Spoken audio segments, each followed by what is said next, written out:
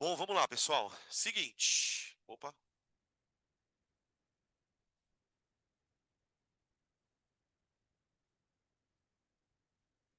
aí,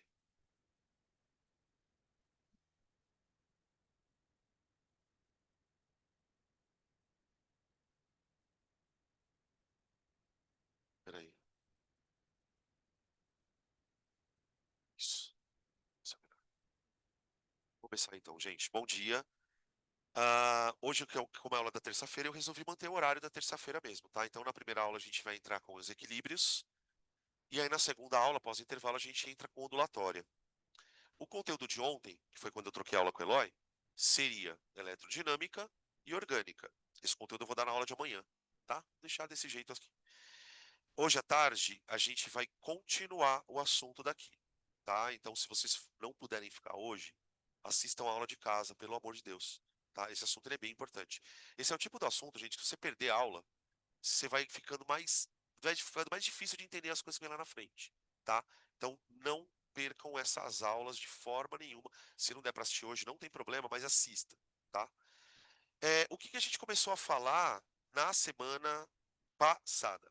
A gente começou a definir que equilíbrio é uma situação que ocorre especificamente com o tipo. Tô dando um refresh, tá? Então, se você tem anotado aí, talvez algumas coisas você vai lembrar. Para você entender o que é um equilíbrio, você precisa entender primeiro que existem reações reversíveis. As reações reversíveis, elas não têm um sentido unidirecional. Ou seja, você não tem necessariamente um produto e um reagente. Você tem um reagente e um produto coexistindo dentro do sistema. E isso só pode acontecer porque existem duas reações, a direta e a inversa.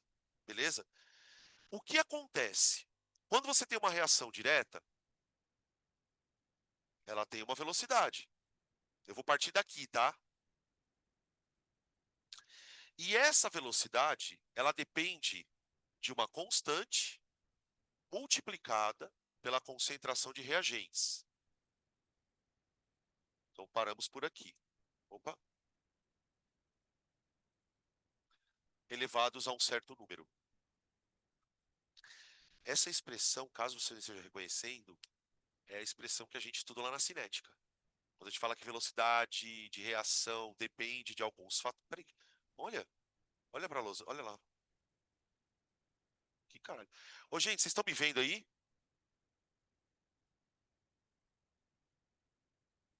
Dê um sinal aí no grupo se vocês estão me vendo.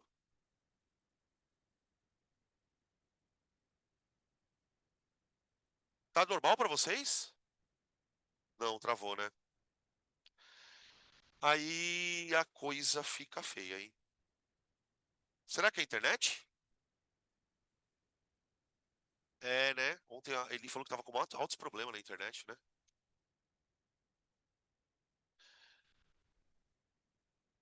O que eu faço?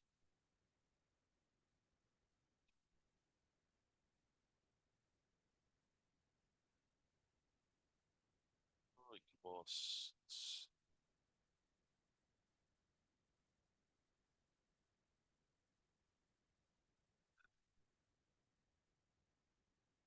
Ô, gente, entra. Alguém pode entrar no. Peraí, deixa que eu entro. Olha lá, voltou aqui pra mim. Pra mim voltou. Voltou aí pra vocês? Do grupo? A câmera travou, mas o áudio tá normal. Olha lá que loucura. Ah, então não sei se é internet. Ah, voltou, né? Voltou aí. Não, já parou de novo. Já parou de novo, tá casquetando. Travou.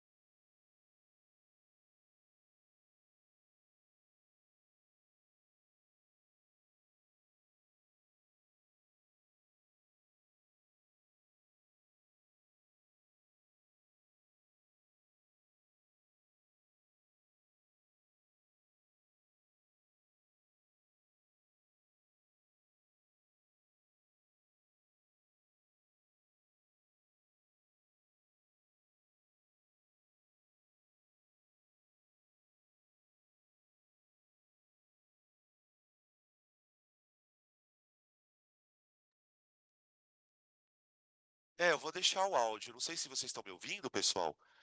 É o seguinte, nós estamos com um problema bem sério de internet, tá? Todas as salas estão com problema. Na verdade, é um problema generalizado, se vocês estiverem me ouvindo. Eu vou deixar o áudio ligado e nós estamos tentando resolver o problema da internet, tá? Eu sinto muito. Eu acho que os caras nem estão ouvindo mais, tá? Tá? A gente tá tentando aqui, tá, gente? Eu tô com a câmera aberta, só que eu não tô conseguindo projetar. Então vamos lá, voltando. Aí, a gente ia falar do seguinte: toda reação tem uma velocidade, e essa velocidade depende de concentrações. Por uma reação tipo genérica, reagente vira produto, produto vira reagente, a gente tem velocidades, cada uma dependendo de uma coisa. Então, aqui é a velocidade da reação direta. A reação inversa, a reação inversa tem uma velocidade também, que depende de um K, que eu vou chamar de K'. Aqui, gente, esse K que a gente está usando aqui, K e K', a gente chama de constante de velocidade. É um número. Esse número é um número que depende basicamente da temperatura em que a reação está sendo feita. Então, por exemplo, vamos supor que essa reação de reagente virando produto esteja acontecendo a, sei lá, 450 graus. Você vai ter um K. Se for a 700 graus, vai ter outro K. Então, a gente chama esse K de constante de velocidade. Tá bem? Aí, na reação inversa, eu tenho isso aqui. Tudo bem? A gente está falando de uma reação genérica onde reagente vira produto. Reagentes se transformam em produtos. E aí eu lembro que eu terminei a aula falando justamente isso. Olha, quando essa reação é feita num sistema fechado, como não tem como nada escapar de lá de dentro, né? Vamos supor que essa é uma reação sendo feita numa solução, por exemplo, coisa do tipo. Você tem os reagentes e os produtos ali dentro, você não está tendo perda de matéria. Então, reagente vira produto, produto vira reagente. Se não há perda de matéria, se o sistema estiver fechado, esta reação vai atingir uma condição que a gente chama de condição de equilíbrio. E nessa condição, qual é a característica mais importante? Essas duas velocidades são iguais. Então, tudo que a gente vai falar a respeito de equilíbrio parte dessa premissa. Tudo bem? O que a gente vai fazer primeiro? Primeiro, eu vou imaginar isso acontecendo. Então, a gente vai montar aqui um experimento mental, onde a gente vai reproduzir isso aqui. E aí nós vamos ver várias coisas que vão acontecendo nesse processo. Porque o nosso objetivo aqui é primeiro entender o seguinte: o que acontece com o equilíbrio, aliás, o que acontece com o sistema antes do equilíbrio. Até ele chegar no equilíbrio tem um tempo. Então, para isso, nós vamos imaginar o seguinte. Vamos imaginar uma reação. Deixa eu pegar uma reação reversível que a gente usa. Essa daqui a gente usa muito, ó. Vocês vão ver em exercício de equilíbrio, gente, um monte de situações onde aparece essa reação aqui, ó. Ela é bem famosa.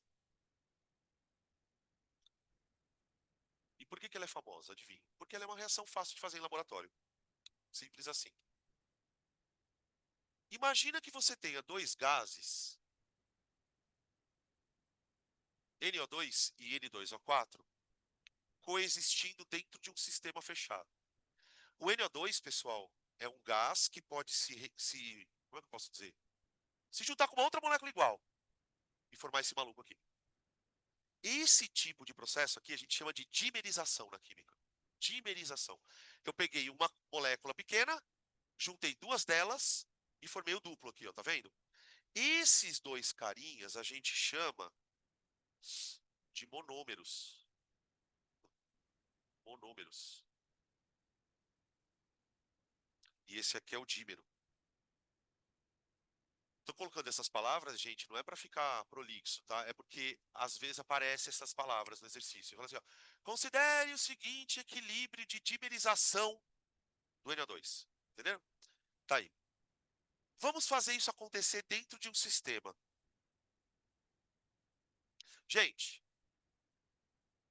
aqui eu posso começar a reação colocando o que eu quiser.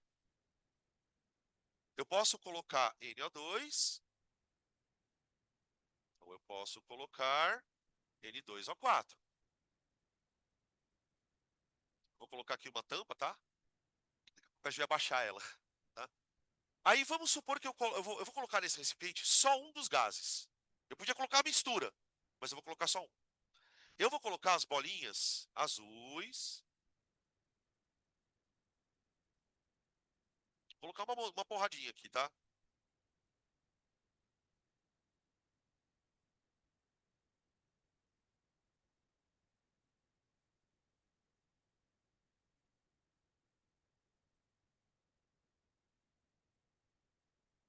Presta atenção aqui, gente. Ele tem uma questão de estequiometria. Eu contei na minha caixinha aqui, ó. 1, 2, 3, 4, 5, 6, 7, 8, 9, 10, 11, 12, 13, 14, 15, 16 bolinhas. Tá bom? Deixa eu fazer uma pergunta para vocês aqui. Com 16 bolinhas azuis, quantas vermelhas eu faço? 8. Perfeito. 8. Como é que a gente sabe isso? É 2 para 1. Ah, Danilo, então já sei. Se você começou com 16 bolinhas, isso aqui tá no T igual a zero, né? Eu vou botar T igual a zero, tá? Vamos deixar esse bagulho um tempo.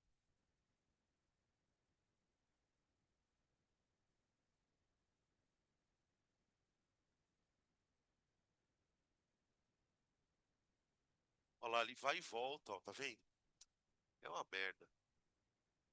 Ó, ele vai indo e voltando. Vamos lá. Deixei o sistema fechado. Aqui uma coisa importante, tá? Isso aqui está acontecendo numa certa temperatura, ok? Eu vou deixar o sistema quietinho lá. Depois de um certo tempo,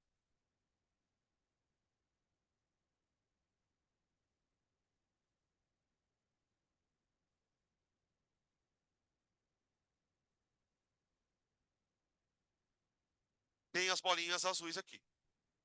Faz uma conta comigo aqui. Presta atenção, tá, gente? Por favor. Quantas azuisinhas aqui eu tinha? 16, né? Agora eu tenho 8.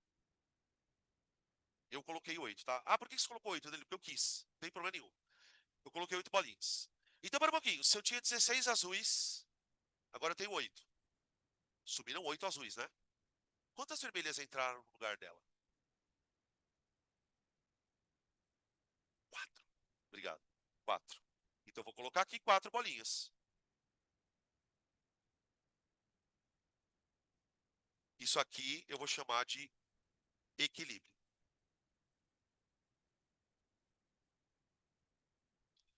Olha o que aconteceu aqui, gente. Do instante zero até o equilíbrio, 8 moléculas azuis foram consumidas. Consumo de NO2, 8 moléculas. Tudo bem? E neste meio tempo em que 8 moléculas foram consumidas, 4 de N2O4 foram produzidas. Formação,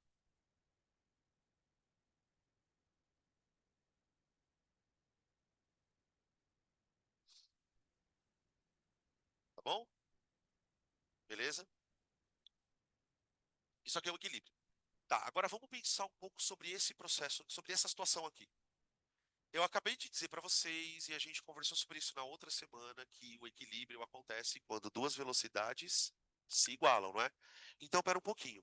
Se isso aqui está em equilíbrio, quer dizer que nesse momento, a reação direta e a reação inversa estão acontecendo com a mesma rapidez.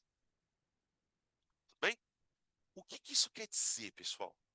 Isso quer dizer que nesse instante aqui, se você estivesse olhando para ele, se você, vamos supor que você pudesse olhar no recipiente e enxergar todas as moléculas, o que que você estaria vendo acontecer nesse momento? As bolinhas azuis continuariam se transformando em vermelha. A reação não para. Só que imagina que no mesmo momento que duas bolinhas azuis se transformam em uma vermelha vira duas azuis. Então imagina duas azuis virando uma vermelha, enquanto uma vermelha vira duas azuis. Consegue viajar um pouco nisso? Se isso estiver acontecendo com a mesma velocidade, que isso significa? Que você vai olhar para cá e você vai sempre enxergar 8 azuis e 4 vermelhas. Você vai conseguir enxergar sempre a mesma quantidade de moléculas azuis e vermelhas. Só que numa situação muito curiosa. As moléculas continuam se transformando uma na outra, outra na uma, mas com a mesma velocidade. E aí você tem, então, um sistema dinâmico no qual as concentrações das substâncias, depois vou mostrar gráfico, tá? Calma aí, se tornam constantes.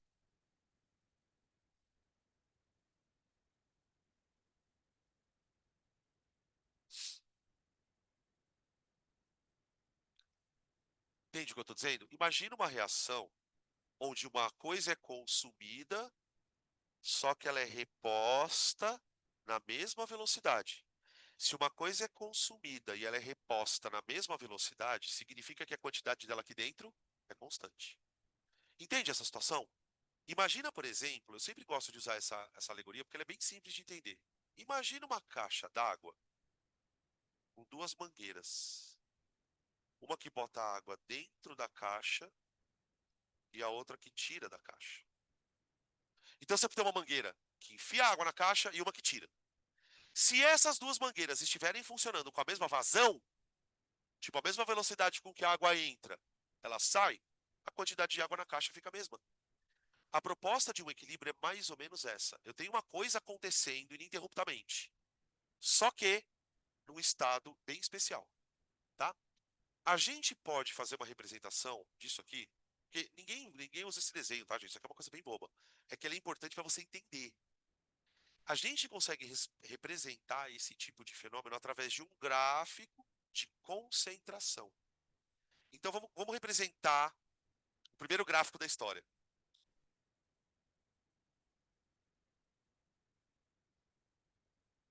Bora lá. Vou fazer bem grandão, tá? Ai, mano. Ah, agora voltou, cara. Graças a Deus. Agora ela voltou bem. Ó,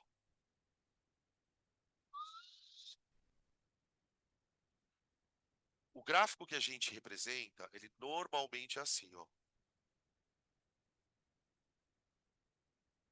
por função do tempo, tá? E aí eu vou representar duas coisas. Uma curva que representa a concentração do azul. Ô, gente, a concentração do azul começou no 16, né? Deixa eu ver. 2, 3, 4, 5, 6, 7, 8. É.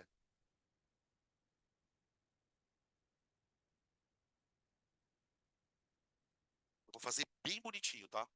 Depois vocês vão entender por que que eu tô caprichando. 1, 2, 3, 4, 5, 6, 7, 8. Então imagina o seguinte, ó. Cada pauzinho desse aqui são dois, tá? 0, 2, 4, 6, 8, 10, 12, 14 e 16. E aqui no tempo. Então vamos representar a concentração da bolinha azul, tá? Como se cada bolinha daquela fosse tipo 1 mol por litro. Faz de conta. Então ali como se você tivesse ali uma concentração inicial de 16. Então eu vou representar o azul aqui, ó. Essa concentração, pessoal, ela é a concentração inicial do azul. Agora vem aqui. A concentração inicial do azul não é alta? Pelo menos é a mais alta possível. Então, no momento em que a reação começa, vem cá, isso aqui não é alto? Se isso aqui é alto, isso aqui é rápido pra caralho. O começo do sistema é um começo onde a reação direta ela está acontecendo muito rápida. Mas é simples de você entender por que ela está acontecendo muito rápida. Porque tem muito reagente. Então, lembra da teoria das colisões? Quanto maior a concentração, mais colisões. Então, no começo, os reagentes estão virando produto rápido pra caralho. Vem cá. Olha o que vai acontecer.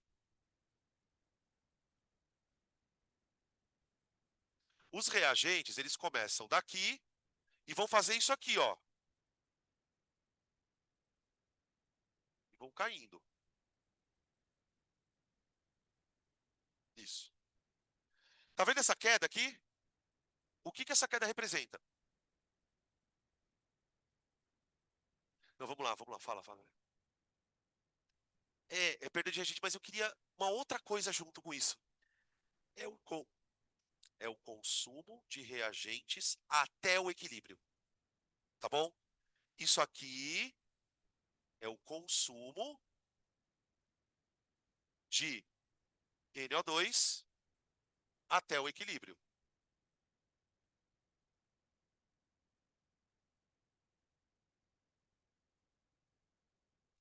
Só que espera um pouquinho, gente. O consumo de NO2 causa a formação de N2O4. Então agora vamos olhar para o que acontece com a reação inversa. Porque veja, eu acabei de dizer que aqui a reação direta estava rápida pra caramba, não é? Conforme a concentração de NO2 vai caindo, o que vai acontecendo com a velocidade da direta? A velocidade da reação direta vai ficando cada vez mais lenta. Então a reação direta é uma reação que começa rápida e vai ficando lenta. Agora, em contrapartida, vamos falar da inversa. Dá uma olhada no começo, gente. Bem no instante T0. No instante T0 nem tem molécula vermelha. Concorda? Então pensa comigo assim.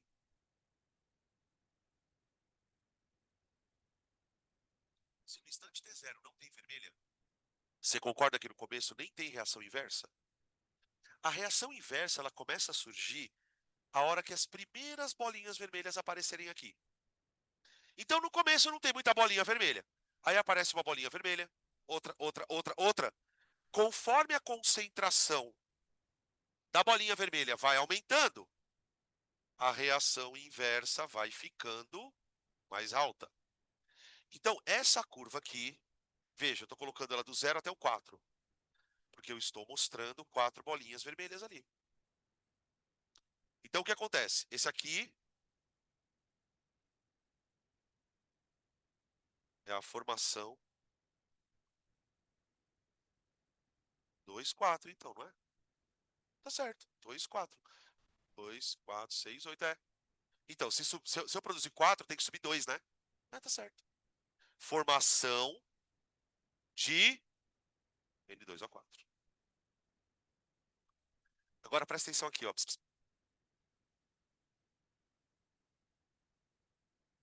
Eu vou representar aqui um outro gráfico paralelamente a esse. Esse gráfico que eu estou representando, ele tem tudo a ver com aquele, tá? Só que é o seguinte, no gráfico daqui, a gente está mostrando concentração em função do tempo. Beleza. Aqui eu vou representar outra coisa. Velocidade em função do tempo. Tá bom? Então veja. Azul caiu, vermelho subiu. Nesse instante aqui, a reação atingiu o equilíbrio.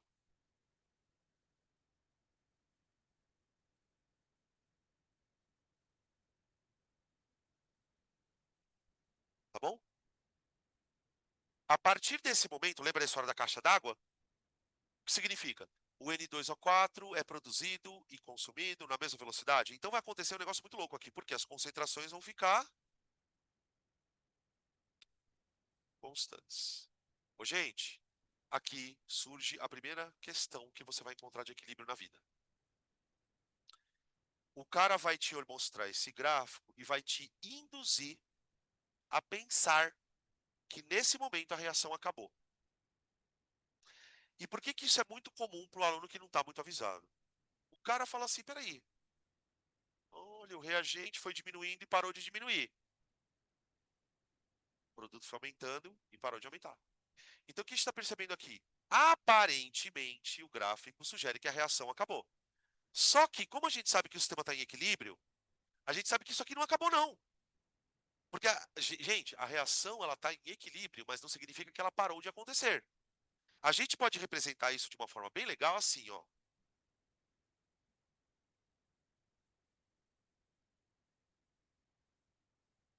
Tá vendo que essa curva parece com a curva azul? Por que que elas se parecem? Porque essa curva representa a velocidade da reação direta. Gente, a velocidade da reação direta depende da concentração do NO2. Então, conforme a concentração do NO2 vai caindo, a reação vai perdendo força. Vamos usar um termo meio idiota, mas ela vai ficando mais lenta. Só que isso aqui é a reação direta, né? Olha para a curva da inversa. Que beleza.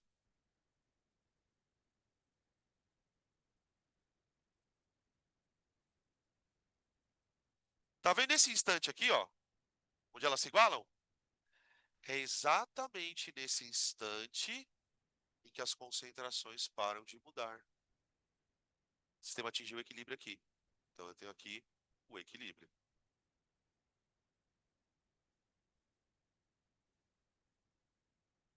Tudo bem? Até aqui? Veja se existe alguma coisa que vocês gostariam de perguntar aqui. Eu vou começar a falar mais coisa, tá? Mas vamos continuar aqui um pouquinho. Então veja, se eu pudesse resumir equilíbrio de uma forma bem sucinta, eu diria o seguinte: o equilíbrio é um estado no qual um processo reversível é levado a atingir. Ah, mas por que, que o equilíbrio acontece? É porque sim, gente, é uma coisa da natureza. A reação, ela gosta de ficar de um jeito, que é o equilíbrio. Tá, e esse estado de equilíbrio pressupõe duas reações acontecendo com a mesma velocidade e, a partir desse momento, os reagentes e produtos não alteram mais as suas quantidades. Beleza? Então, veja, equilíbrio é um estado dinâmico, mas ele aparenta não ser dinâmico. Vocês entendem a palavra dinâmico aqui? Tipo assim, você olha para a reação, parece que ela parou. E esse ponto é um ponto que o vestibular gosta muito de levantar nos exercícios. Tá? Que o equilíbrio é um estado onde a reação nunca para, ele é dinâmico. Então, se você olhar para isso aqui, não acredite que isso aqui está parado. Não está. Tá bom? Beleza? Bom, é isso. Acho que essa é a definição mais simples de equilíbrio. Tá? Agora vamos para o passo 2. Eu já entendi que a reação atinge um equilíbrio e que nesse processo, reagente vira produto e produto vira reagente. Agora vamos olhar para esse gráfico aqui. Então dá para dizer, né, sem medo de errar, que lá dentro tem uma mistura dos dois. Então veja, uma característica marcante do equilíbrio é a coexistência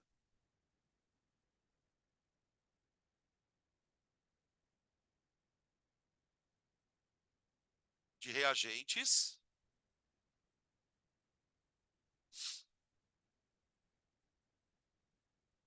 e produtos. Ô, gente, isso aqui é uma coisa que numa reação normal não acontece. Eu quero dizer que uma reação normal, desculpa, me expressei errado. O que é uma reação normal? É uma reação que só tem um sentido. Quando uma reação é irreversível, você começa com bastante reagente e termina só com o produto. Acabou. Aqui não. Se você ficar ali 1000 anos, você vai ter a coexistência. E esse é um ponto-chave aqui. Por quê? Porque todo equilíbrio se caracteriza a partir de uma composição. E o que eu quero dizer com composição? Tem um pouco de reagente e um pouco de produto. Então, veja, cada equilíbrio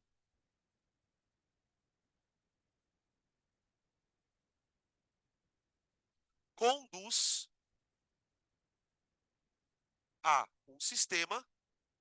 Nossa, peraí, gente, subi na parede. Um sistema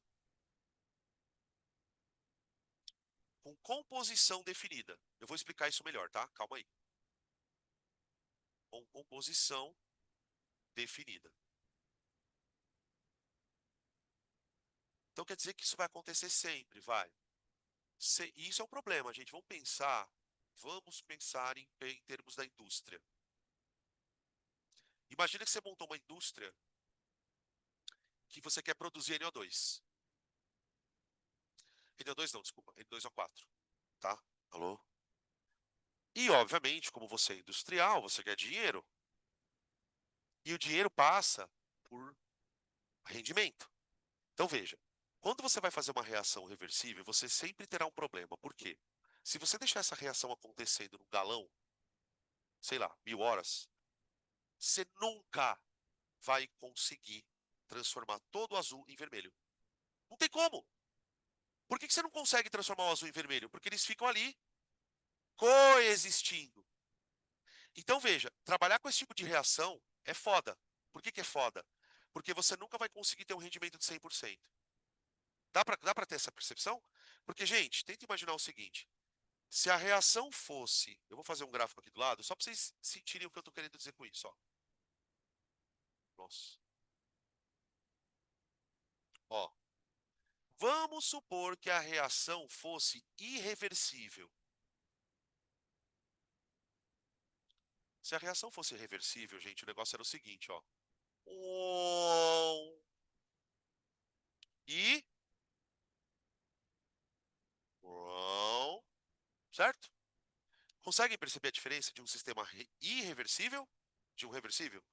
Isso aqui, para quem precisa fazer alguma coisa em escala industrial, é uma merda. Então, o estudo de equilíbrio ele cai pra caralho no vestibular muito por conta disso aqui, ó.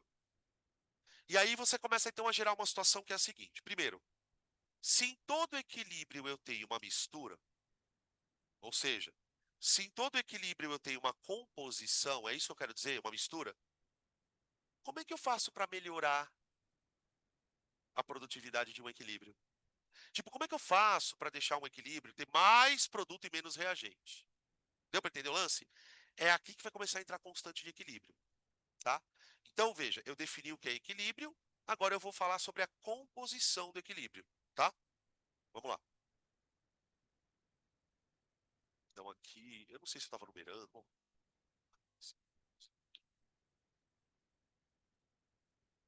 oi.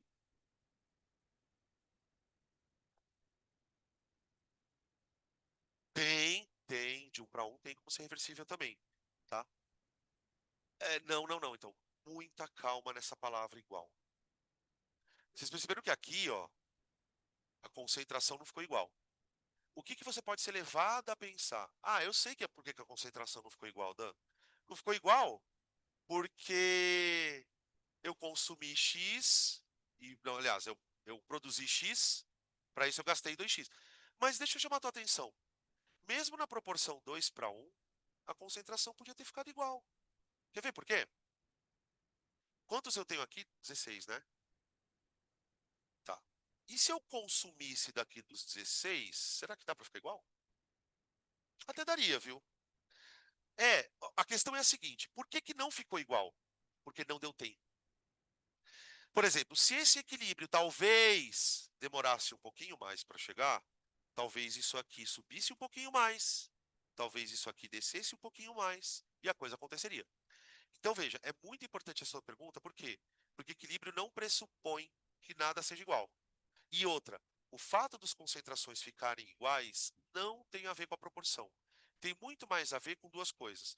Quanto você colocou do reagente e quanto tempo isso aqui demora, tá? Beleza? A gente vai discutir isso bem calma. Então, a gente pode dizer o seguinte: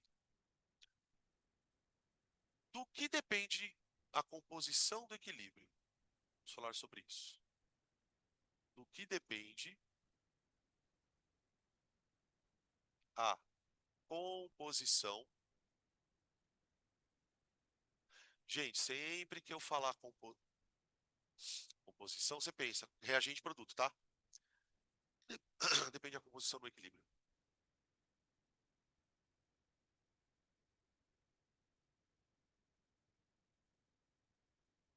Interrogação. A resposta é muito simples. Da temperatura que a reação é feita. Da temperatura da reação. Deixa eu desligar aqui, gente, peraí. Olha lá, travou de novo. Bom, o povo tá tirando foto. Obrigado, gente. Agora que eu vi que vocês no grupo.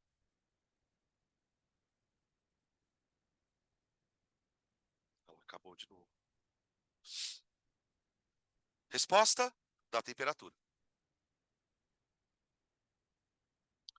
Eu vou explicar para vocês através de um outro exemplo de experimento mental, tá? Então imagina o seguinte agora. Imagina que essa reação que a gente está estudando aqui, eu vou levá-la para o laboratório Só que eu vou fazer essa reação em três temperaturas diferentes. Gente, quando eu falo temperatura diferente, eu não estou preocupado se é maior ou menor, tá? É diferente. Então veja, imagina que eu vou pegar três desse aqui, vou colocar a mesma quantidade de gás nos três, só que cada um vai estar numa temperatura. Tipo assim, vai, pra gente ilustrar. Um vai estar frio, um vai estar quente e o outro vai estar morno, tá bom? Então eu vou colocar bem assim, ó. Frio, não, melhor não. Vai dar merda. Temperatura um, temperatura 2 e temperatura 3. Lembrando que a proporção é sempre 2 para um, né? Independente de que temperatura você vai fazer o sistema, você tem uma proporção estequiométrica ali.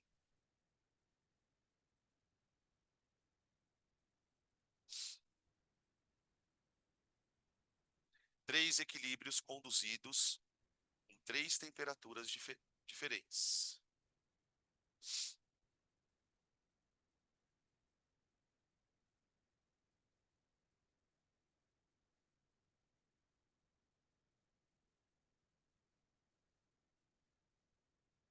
Quer ver, ó?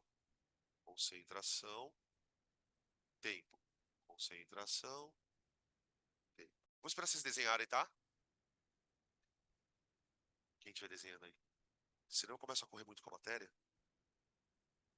E eu percebo que eu tô correndo quando eu tô aqui e tem gente olhando lá. Eu falo, opa, tem alguma coisa errada. Então eu vou com calma, tá? Ô, o pessoal do ano passado, vocês lembram que tinha aqui no Pace um menino que vinha sempre com a camisa de São Paulo? Vocês lembram como é que era o nome dele? Acho que era Rafael. Você lembra dele, Bi? Puta, eu sei que encontrei um maluco lá no jogo, cara. Ele tava lá no... Hã? Não é o Bilinski, não é o Vitor Bilinski. É o Bilinski? Não, não é. Não é ele. É o que andava sempre, acho que é Rafael o nome dele. De Jesus? Então, ele tava lá. Puta, cara, eu encontrei ele lá. Tava lá na torcida uniformizada, loucão. Encontrei ele. Falei, caralho, encontrei um Pace aqui, mano. Devo ter ido, deixa eu lembrar. Tua mãe? Ah, caralho, que shopping.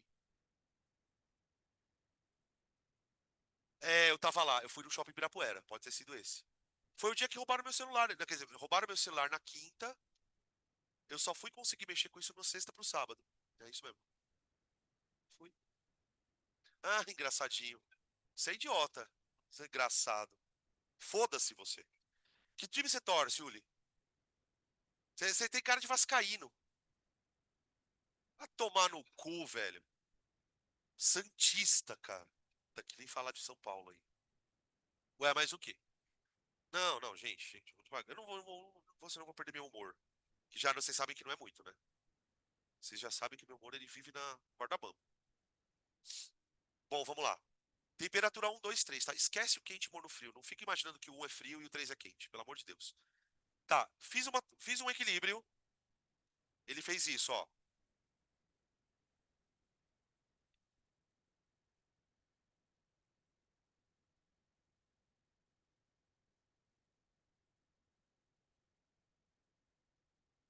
Ó, isso é uma possibilidade. Segunda possibilidade.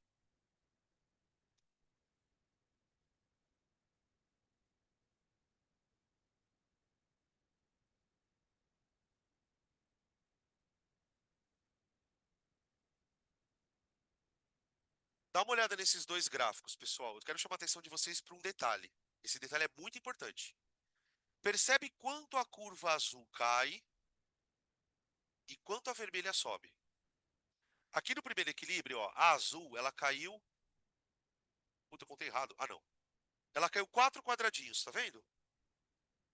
E a vermelha subiu dois. Tá tudo bem. Que é 2 para um, não é? 2 para um, 2 para um.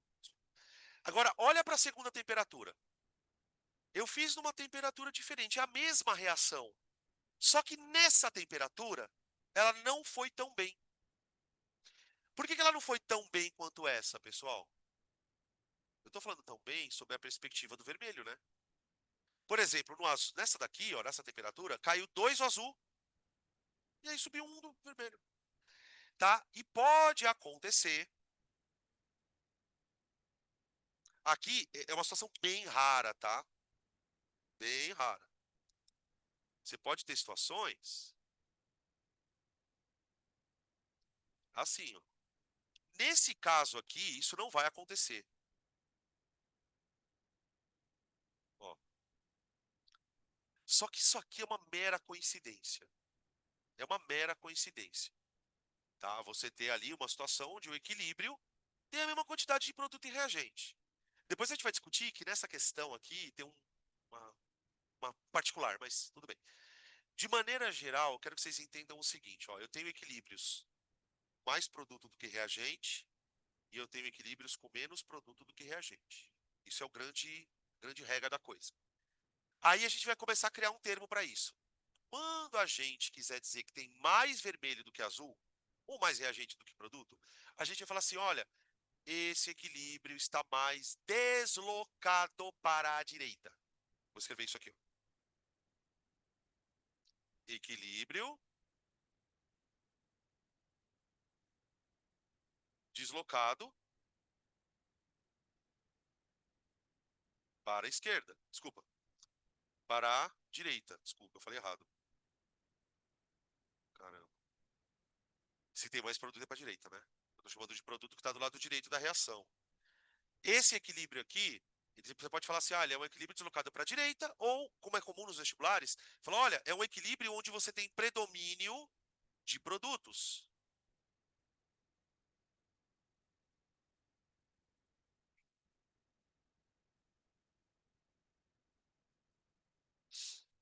Tá bom?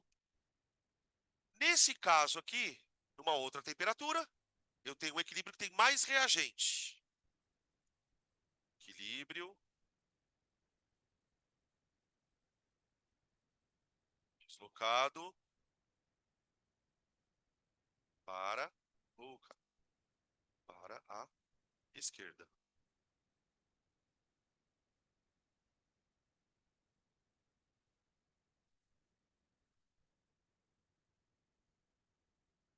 E o outro não tem uma expressão para ele, tá? Em geral, são esses dois aqui. Agora, olha que interessante, gente. Imagina que, de novo, você é o dono da indústria. E você precisa produzir vermelho. Se você quer produzir vermelho, qual é o melhor equilíbrio para isso? É um equilíbrio desse tipo aqui, ó. Por que que um equilíbrio desse tipo é bom? Porque você sabe que, nesse caso, você vai consumir bastante reagente. E, obviamente, vai produzir mais produto. Gente, quanto mais próximo o reagente chega do zero, melhor. Por quê? O meu objetivo final seria pegar todo o reagente e virar produto. Então, quanto mais essa curva descer, melhor. A curva do azul. Agora, muitas vezes eu quero um equilíbrio onde eu quero produzir o reagente. Então, imagina que você começasse colocando vermelho. Se você começar a colocar o vermelho, como eu disse para vocês aqui no começo, não importa como você comece o processo. Você quer começar colocando azul? Você quer começar colocando vermelho? No final vai dar a mesma merda. Você vai ter uma mistura. Então veja, se eu quero produzir o vermelho, o ideal é que o meu equilíbrio seja dessa natureza.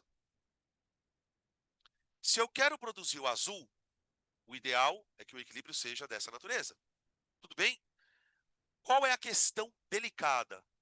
É a seguinte: como é que eu vou saber a melhor temperatura? Tem.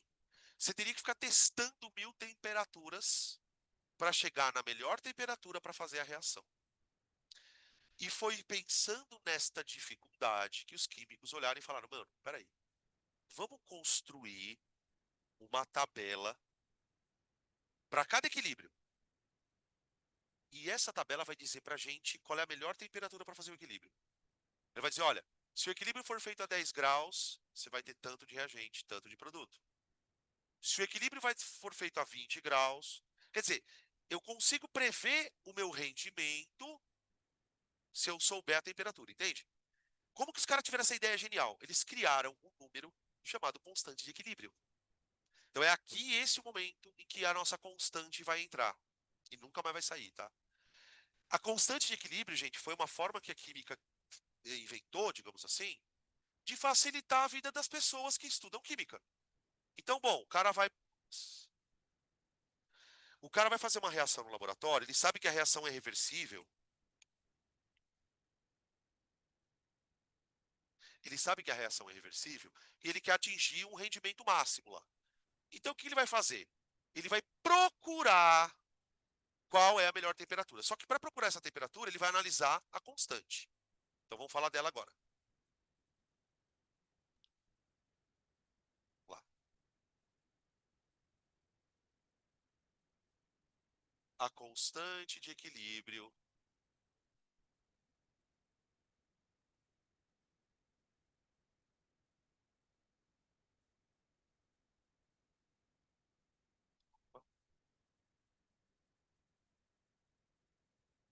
representa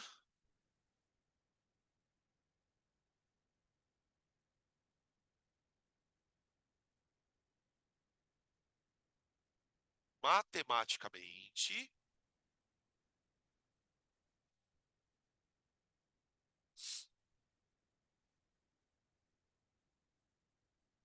a composição do mesmo.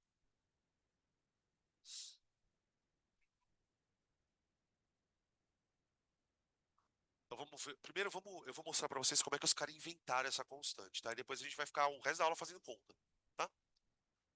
A ideia dos caras foi genial. Olha que foda isso, gente. Os químicos sabem. Agora eu vou usar a nossa reação como exemplo, tá? Veja só, o nosso exemplo é NO2 se transformando em N2O4, né? A ideia dos caras foi a seguinte: peraí, a reação direta tem uma velocidade, não tem? Vamos escrever ela aqui? Velocidade da reação direta é igual. Lembra que na velocidade tinha uma constante? Eu vou colocar assim, ó. Presta atenção aqui, ó. KD. KD. Que seria a constante de velocidade da reação direta. É um número, tá? Não se incomoda com esse número, é só um número. Mas esse número está multiplicado pelo quê? Pela concentração dos reagentes. Quem é o reagente da reação direta? Não é o NO2? Bora lá. Elevado ao expoente. Vamos ver quem lembra. Que expoente eu uso? O expoente do coeficiente, né? Boa. Nhão. A reação inversa também tem uma velocidade.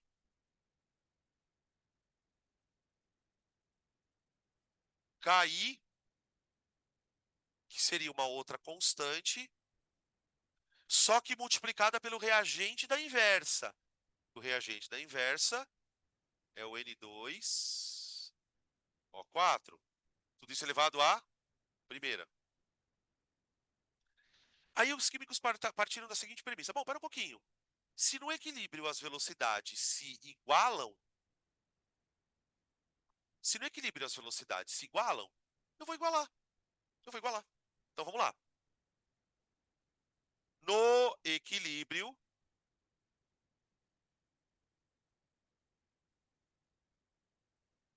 VD igual a VI.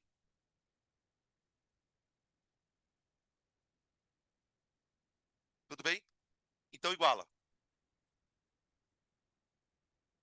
Ó, KD vezes NO2 ao quadrado. Isso aqui tudo, pessoal, é a reação direta, né? A velocidade da reação direta. Isso aqui é igual a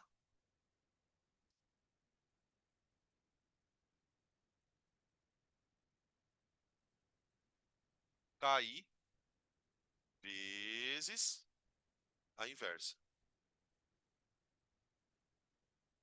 E os caras igualaram. Pronto, tá aqui. Aí veio a brilhante ideia. No equilíbrio, além das velocidades serem iguais, o que a gente pode dizer também sobre as concentrações? Elas param de mudar. Então veja, no equilíbrio, este número aqui, ó, pessoal, ele é constante. E o vermelhinho também é constante, o N2O4.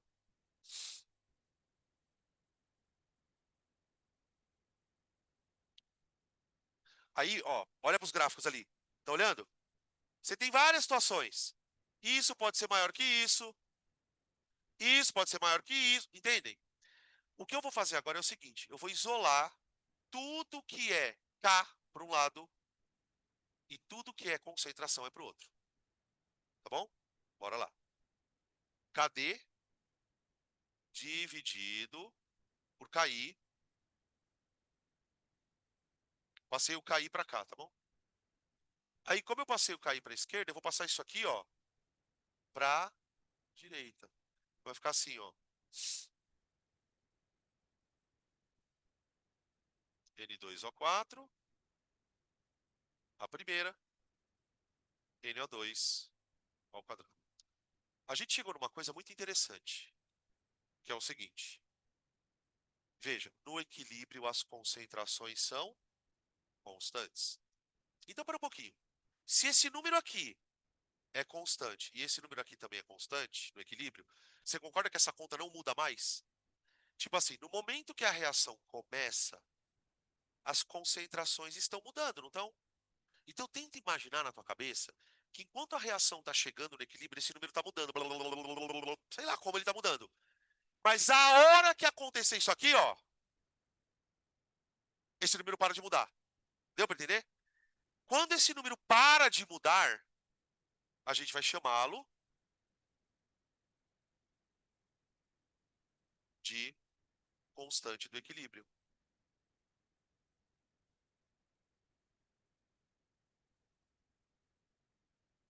Essa parte aqui, gente, peraí.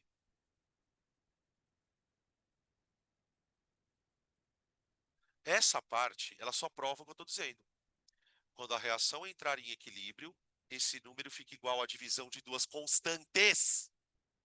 Gente, se um número é a divisão de duas constantes, ele também é constante. Então, qual que é o lance? Comecei a reação. Pum, parou. A hora que esse número parar de mudar, você chegou no equilíbrio.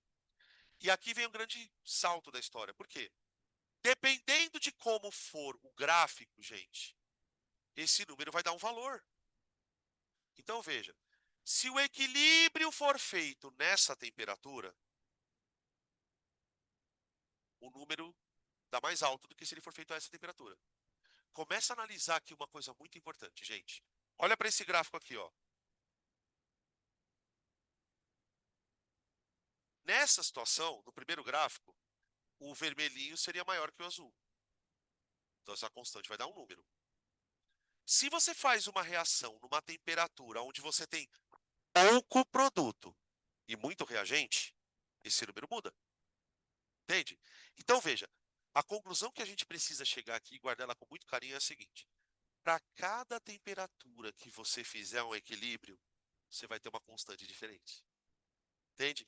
Se numa temperatura constante está mais alta, numa outra ela está mais baixa. Então veja, para cada temperatura,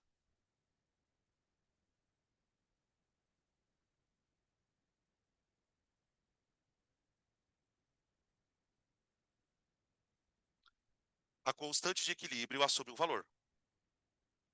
A constante de equilíbrio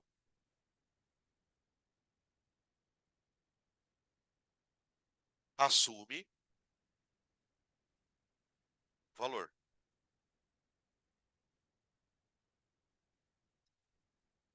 Tá? Agora vamos pensar assim, pessoal. Vocês viram que para chegar na fórmula da constante, o que que eu tive que fazer? Eu tive que pegar as duas equações de velocidade, igualar e cheguei nessa birosca. Cara, você imagina fazer isso tudo para toda a reação? Também não dá. É um negócio meio foda. Então a gente vai tentar um padrão aqui. Nós vamos perceber um padrão. Não importa que equilíbrio você esteja analisando. Você vai calcular uma constante ou vai analisar uma constante. Primeira coisa que você precisa saber. Essa é mais uma informaçãozinha meio mastigada.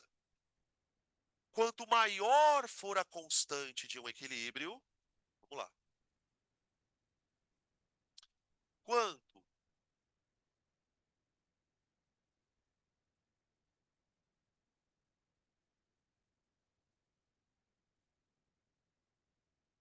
quanto maior o valor da constante,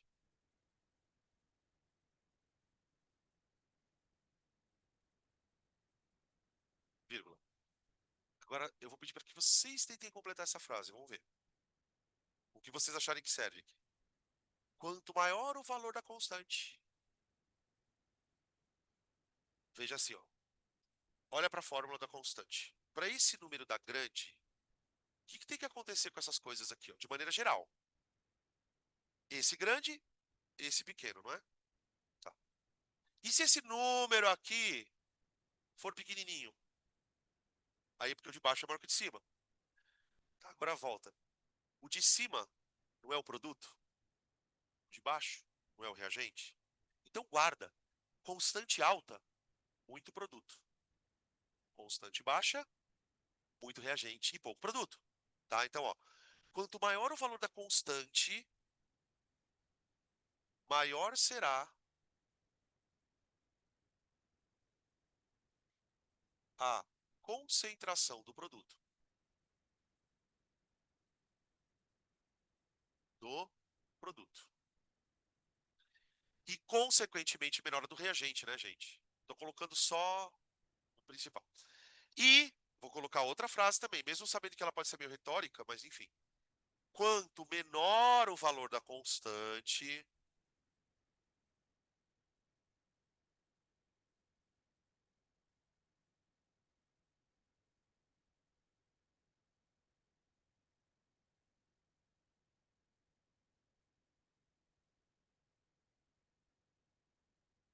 maior será a concentração do de baixo, né? Que seria maior será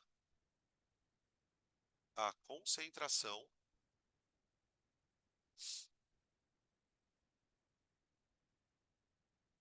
do reagente.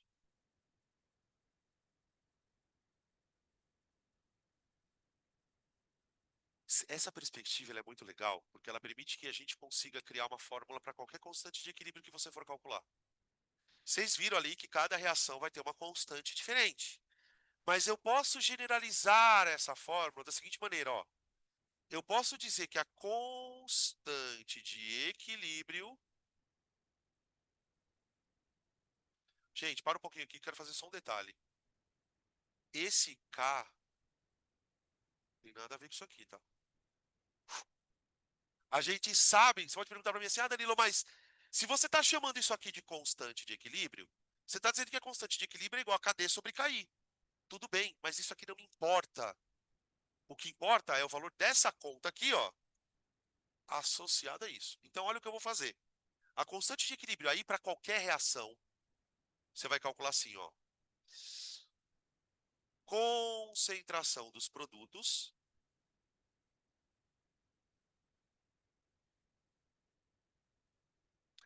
elevados a um certo número, que a gente sabe quem é o número, né? É o coeficiente do produto, dividido pela concentração dos reagentes. Elevados a um certo número. Tá? Eu guardei assim a frase, que meu professor falava desse jeito. Produto sobre reagente, cada qual elevado ao seu coeficiente. Mano, eu guardei isso aqui, eu tinha 20 anos. Olha a noia. Produto sobre reagente, cada qual elevado ao seu coeficiente. Entende? O cada qual elevado ao seu coeficiente. Então, sempre que a gente for calcular uma constante, a gente vai ser obrigado a fazer essa conta. O que vai diferenciar os exercícios de vestibular? Tem exercícios em que você vai receber de presente esse valor e vai só substituir. Isso é o bom. Só que vai ter exercícios em que você vai descobrir primeiro quanto tem de produto, descobrir quanto tem de reagente, para depois fazer a conta. Tá? Então, a gente vai entrar agora numa sequência de situações onde a gente vai aprender a calcular essa constante de várias formas. Tá? Beleza?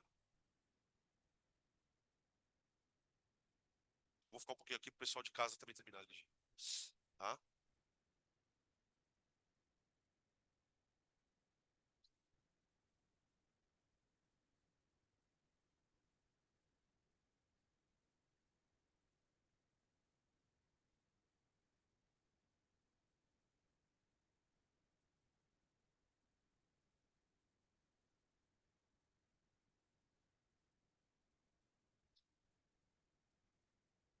Vamos escrever fórmula. Passo 2. Então, agora, como que a gente escreve a fórmula da constante? Ah, professor, é produto sobre reagente. É, mas só que tem uns probleminhas aqui. Vamos fazer algumas observações. A gente vai aprender agora a analisar a constante de uma maneira bem prática, tá? E eu vou colocar algumas reações que vão ajudar a gente a entender, porque são coisas que vocês já viram, tá? Vamos lá. Eu vou usar como exemplo, claro que eu não sou besta nem nada, né? Eu vou usar alguns exemplos que a gente precisa saber. Bom, eu vou colocar aqui algumas equações e o nosso primeiro desafio é escrever a constante para cada uma delas. Então, por exemplo, vamos supor que você esteja analisando uma reação desse tipo aqui, ó. Então, ó, escrevendo constantes.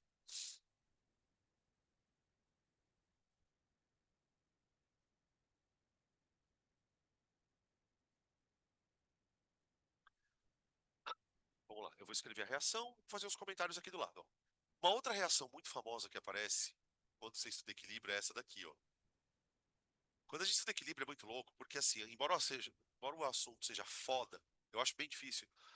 As reações são sempre as mesmas. Você vai ter ali umas 10, 12 reações que só podem aparecer elas no vestibular, porque elas são famosas. Essa daqui, gente, ela é muito famosa. Depois eu conto por quê, tá? Ela tem a ver com a Segunda Guerra Mundial. Depois eu conto da onde ela veio, tá? Síntese da amônia. Esse processo ele ficou muito famoso na década de 1930, 30 e pouco, porque um químico lá na Alemanha conseguiu fazer essa reação dar um rendimento alto em escala industrial. Porque veja, a amônia é foda porque a amônia ela é importante para várias coisas. A amônia é importante para a indústria de fertilizantes e também para a indústria de munição, que a amônia vai produzir a matéria-prima para produzir a pólvora. Então, assim, a indústria bélica, principalmente na Segunda Guerra Mundial, ela dependia muito da pólvora. E você não tinha nenhum método industrial que produzisse isso em larga escala. Aí um cara muito foda conseguiu descobrir o que ele podia fazer nessa reação para aumentar o rendimento da amônia. Então ela ficou famosa, tá? Então vamos lá. Imagina que essa reação está em equilíbrio. Ela já entrou em equilíbrio. Se ela já entrou em equilíbrio, lá dentro, imagina um sistema, um recipiente fechado. Você tem três gases lá dentro: N2, H2 e N2, NH3. Isso tudo tá uma bagunça ali. Se a gente olhasse lá dentro, a gente ia ver duas reações acontecendo. Quais seriam elas? Isso virando isso e isso virando isso, só com a mesma velocidade, tá bom?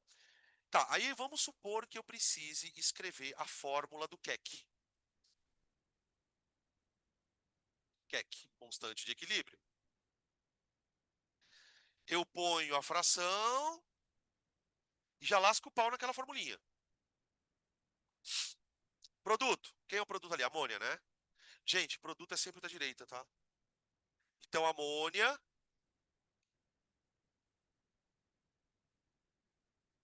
elevada ao quadrado, que é só ele que é o produto, vezes N2 elevado à primeira, vezes não, dividido, né? Desculpa. Quando você tiver dois reagentes que forem inseridos na fórmula, pessoal, é tudo multiplicado, tá? Então não vai colocar mais aqui, pelo amor de Deus. Ó,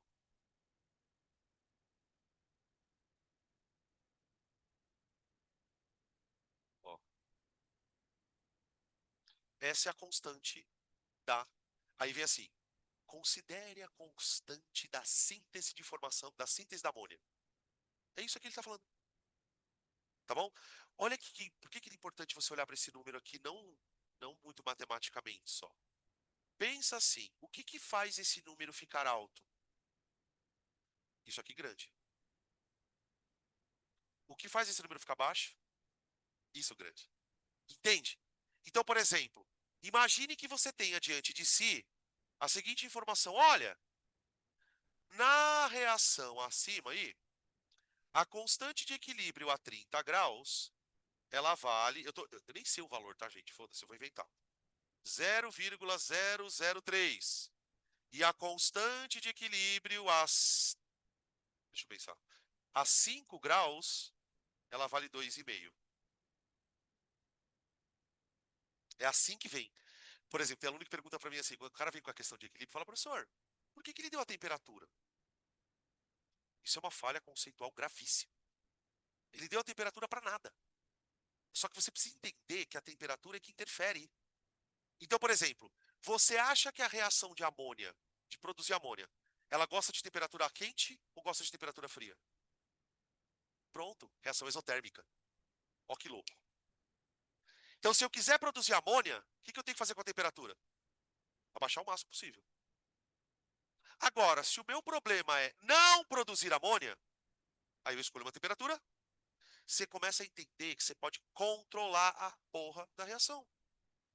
Você sabe, por exemplo, qual é a melhor temperatura. Então, você tem uma constante que vale 1.000, a outra constante vale 300. Esse tipo de pergunta é o que o vestibular traz, tá? Olha, o cara tem muito exercício que ele faz assim. O cara coloca várias temperaturas e várias constantes. E a partir dessa coisa vai fazer uma série de outras perguntas, tá? Então entendam o seguinte, gente, a temperatura nos exercícios de constante, ela não tem função alguma para cálculo. Só que o cara que montou o exercício, ele é obrigado a colocar o valor da temperatura, tá? Ele falou, ó, a constante é essa a tantos graus, ou é essa a tantos graus, tá? Beleza? Ahn,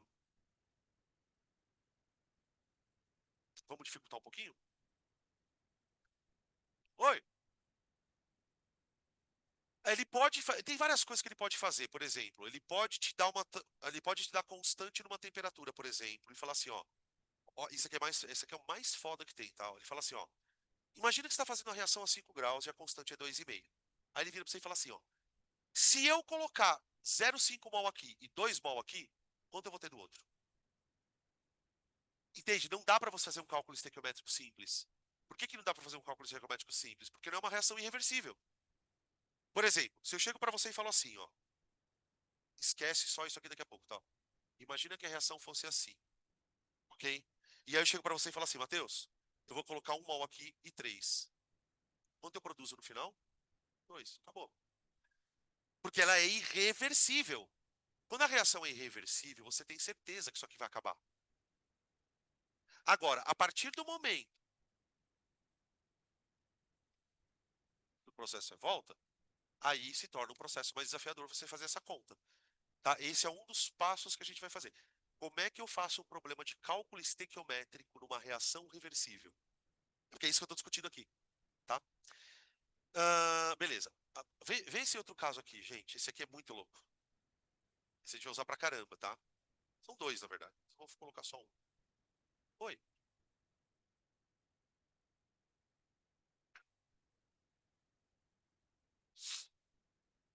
Uai, quanto mais frio, mais produto. A gente vai discutir essa questão do deslocamento ainda, tá? Mas o que eu quis mostrar é o seguinte, ó. Se a temperatura é maior, se numa temperatura mais baixa a constante é maior, é porque no frio você produz mais amônia, entendeu? E aí o que vai acontecer é que se uma reação, eu estou usando um termo meio genérico, mas assim, se uma reação gosta do frio, ela é exotérmica. Então você percebe isso quando você compara duas temperaturas.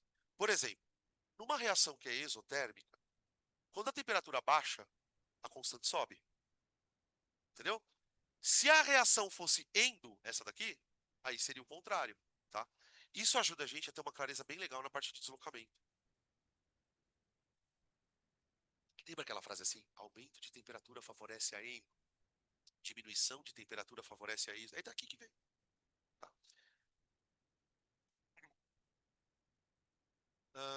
Esse aqui.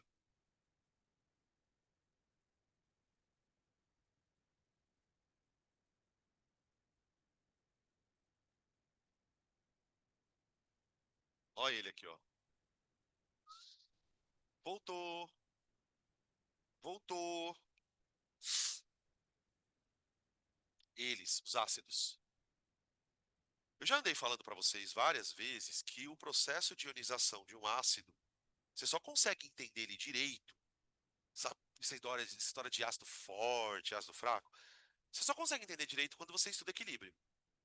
Fica um negócio meio estranho. Ai, ácido forte tem grau de ionização alto. Decora quem é forte. Ácido fraco tem grau de ionização fraco. Decora. Não.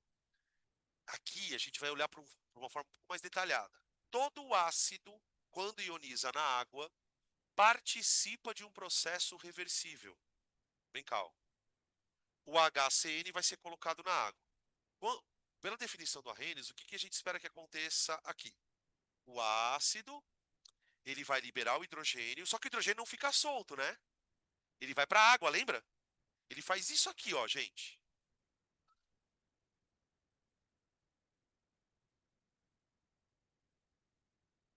Tá vendo? Quando a gente for estudar equilíbrio de ácidos e bases numa aula só para isso, a gente vai desenvolver uma teoria que muitos de vocês já devem conhecer, que é chamada teoria de Bronsted, que vai explicar de maneira mais detalhada como esse hidrogênio sai daqui e vem para cá, tá? Mas por enquanto vamos deixar nessa coisa. Olha, o hidrogênio sai. Lembra que para ele vir aqui, o que ele tem que fazer com a água?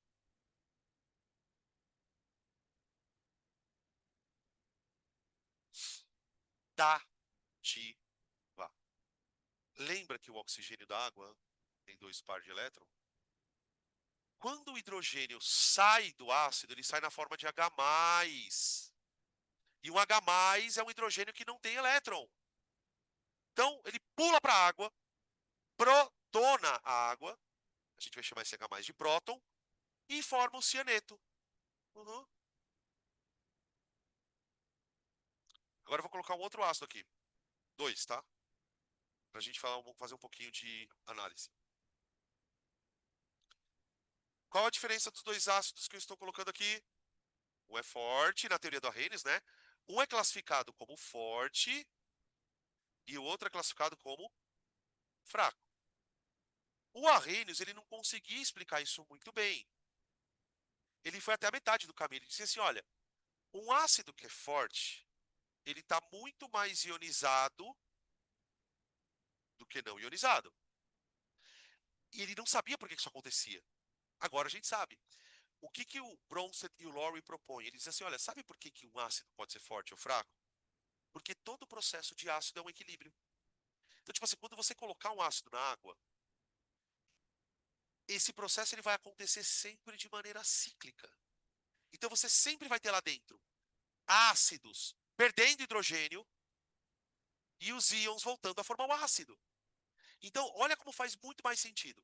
Se todo ácido ioniza de maneira reversível, significa que no equilíbrio de ácido, você tem sempre a parcela de ácido reagente, que é o não ionizado, né? Ionizado. Então, vem cá. Como é que eu escrevo a fórmula da constante de ionização aqui, da constante de equilíbrio desse ácido? Vamos lá.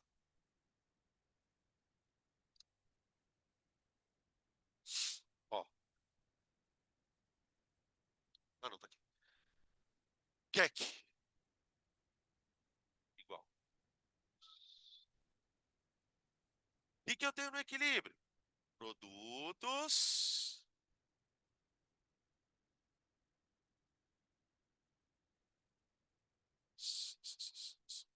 Aqui, ó.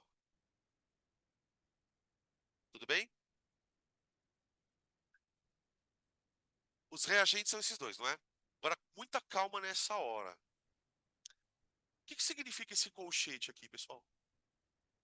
É a concentração igual por litro.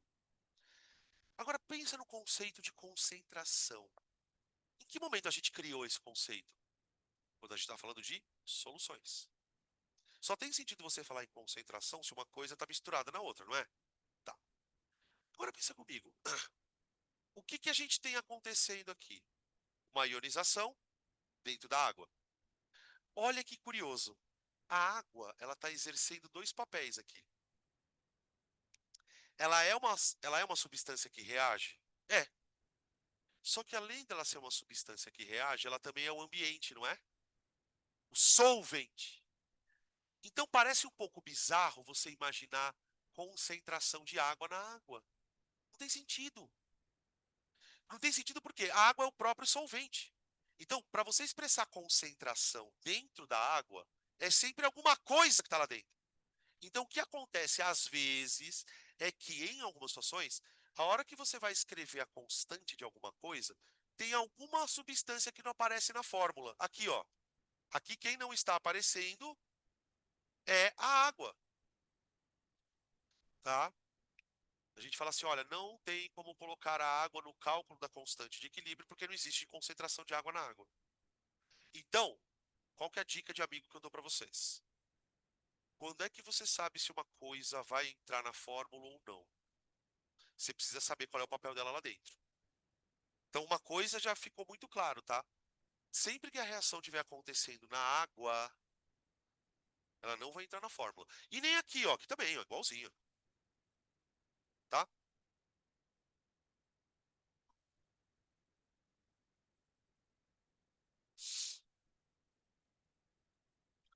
Ó, fórmula é igualzinha. Só que só tem uma diferença. Quer ver?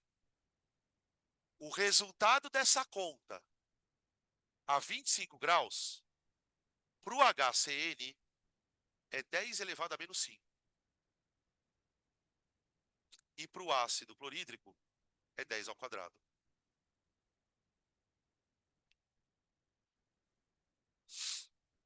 Entenderam agora o que é um ácido forte e fraco? Vamos devagar. Vou construir. O que eu chamo esse ácido de fraco? Agora, não vem mais com a frase ioniza pouco, não dá mais. Tá? Vamos construir uma frase um pouquinho melhor. Por que o ácido clorídrico, o ácido cianídrico é tido como um ácido fraco? Porque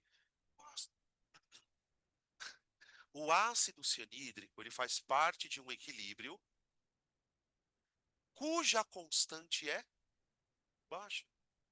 Professor, mas não dá para aumentar essa constante? Vocês vão ver que ela pode até aumentar, mas bem pouco. E ó, vou dizer pra vocês uma dica, tá? Isso aqui é alto pra caralho. Tem coisa cuja constante é 10 a menos 20, 10 a menos 14 e assim por diante. Olha o ácido forte aqui. Olha o ácido forte aqui. Ah, ele é forte porque ele ioniza muito, tá? Me prova que ele ioniza muito. Olha aqui, ó. A constante é alta pra caralho. Só que veja, os dois têm constantes. Um alto, outro baixo. Todo ácido tem constante. Isto significa que nenhum ácido ioniza 100%. Porque para pensar, se um ácido ionizar 100%, quanto vai ser o número aqui embaixo? Não tem como, a matemática não permite isso. Vê como a matemática também junta com a química? Se não existe ácido 100% ionizável, é porque essa conta não pode existir quando aqui for zero. Ah, então, professor, quer dizer que quando a gente chama um ácido de forte, a gente está querendo dizer que ele ioniza muito, muito. Alguns ácidos ionizam tanto que na prática você vai chamar de 100%, tá? A química, pelo menos a química que a gente estuda no vestibular, ela trabalha com extremos. Então você vai ter na tua frente ácidos fortes, que a gente vai fazer de conta que ioniza 100% para evitar problemas, porque na prática, se o ácido ioniza 99,6 ou 100%, foda-se. Ou a gente vai trabalhar com ácidos muito fracos. Então, isso aqui vai fazer uma diferença do caramba, por exemplo, no pH. Porque olha só, gente, se eu jogar 1.000 moléculas desse cara na água,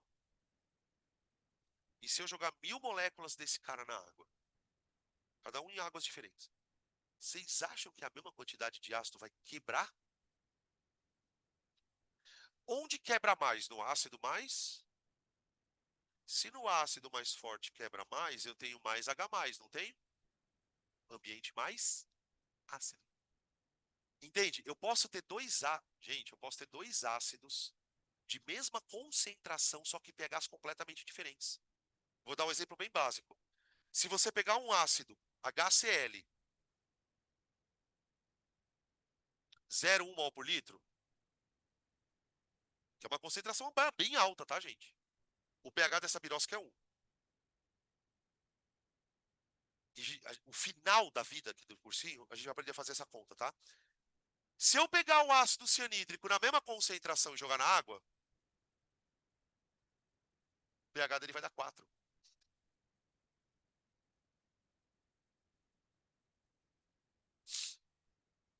Ou seja, qual a conclusão que a gente chega aqui? O que torna o meio ácido não é o ácido. É o quanto ele libera de H+. E o quanto ele libera de H+, depende do valor da constante. Tudo bem? Esses são exemplos bem importantes, tá, gente?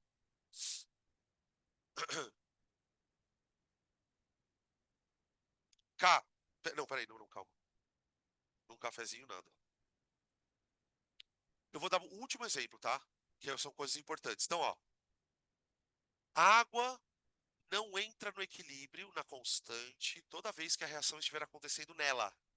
Nela! Pelo amor de Deus, tá? Eu não falei que água nunca entra. A gente vai trabalhar com situações, por exemplo, em que a água não é o solvente. Então ela vai entrar, tá? Então cuidado quando você ouvir, quando você vê essa sigla aqui, ó. AQ. Se você vê uma reação acontecendo no AQ, esquece da água entrar lá dentro.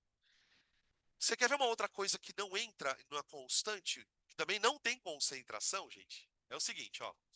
É... Puta, essa aqui é muito bizarra. Como é a última, tudo bem, vai. Eu vou fazer um equilíbrio agora diferente. Eu vou pegar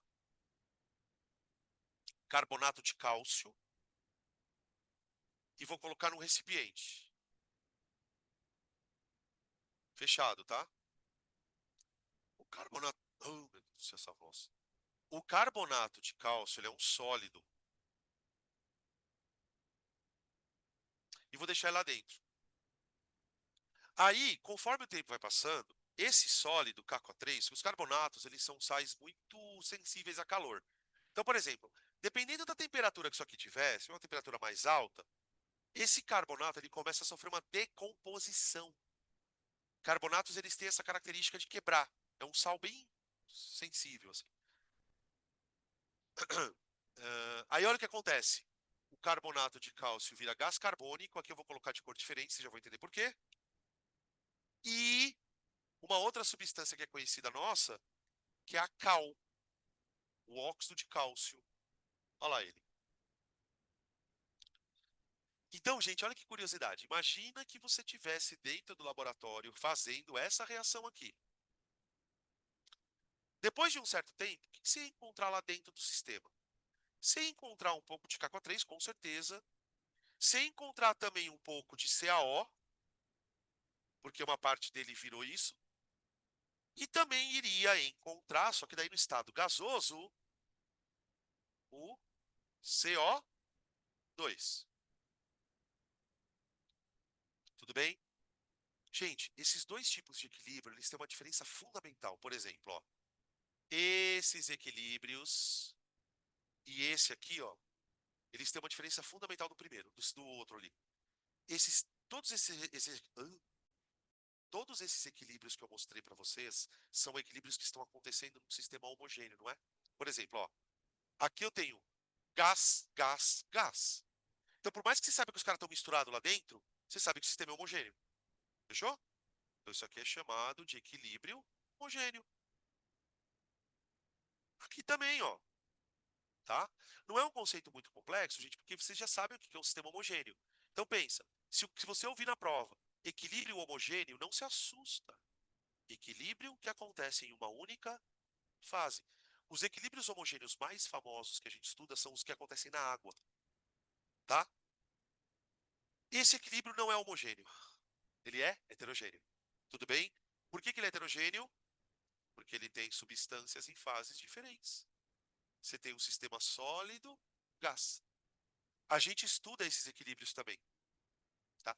Só que não com tanta detalhe assim quanto a gente vai estudar nos homogêneos. Bom, eu estou enrolando, enrolando, enrolando para dizer o quê? Eu quero escrever a fórmula da constante de equilíbrio para uma coisa heterogênea. Aí vem a grande diferença, gente. Você tem que olhar aqui para dentro e pensar o seguinte: os sólidos, os sólidos não estão dissolvidos, senão eles não seriam sólidos. Tem alguma coisa dissolvida aqui dentro? Tem alguma coisa dispersa lá dentro? O CO2.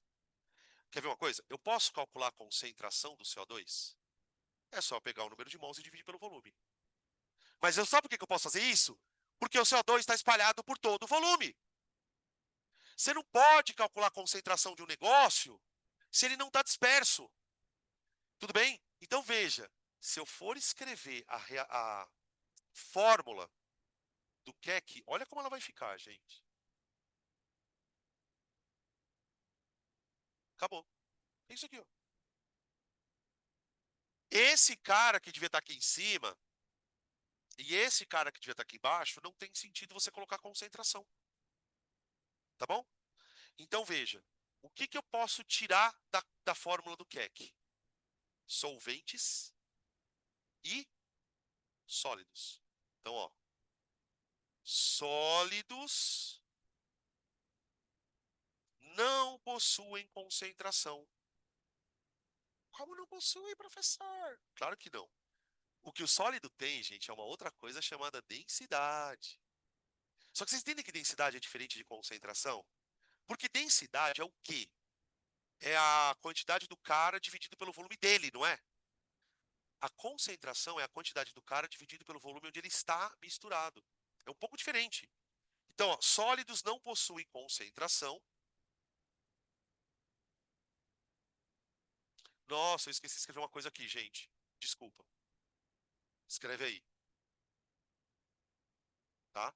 Senão a gente esquece do porquê que ela não entra no CAC. Sólidos não possuem concentração e, vírgula, portanto, não são utilizados no cálculo do CAC. Não são utilizados no cálculo do CAC. Professor, Oi, só não vai entrar. Qualquer solvente não vai entrar na equação? Ou só água? o que que você acha? Eu acho que qualquer solvente. Ah, então tá bom. Então tá respondido. Obrigada. Hã? Ah, tá, desculpa. Eu entendi que ela falou, ué. Falei, como não? Você acabou de concluir o bagulho e tá falando ué pra mim? Não. Tudo bem, gente. Então, ó, guardando ali o que a Maria falou, qualquer solvente. É que na maioria das vezes, deixa eu explicar, na maioria das vezes o solvente vai ser água. Porque para o solvente não ser água, teria que ser uma reação, por exemplo, num meio orgânico, entende? Como a gente não estuda muito esse tipo de equilíbrio, a gente acaba quase simplificando dizendo que é água. Mas é o que você falou, é qualquer tipo de solvente, tá? E aqui no caso dos sólidos. Ficar muito atento com isso, tá, gente? Beleza? Então, por enquanto é só. Vamos tomar nosso cafezinho, tá? E aí já volta daqui 30 minutos.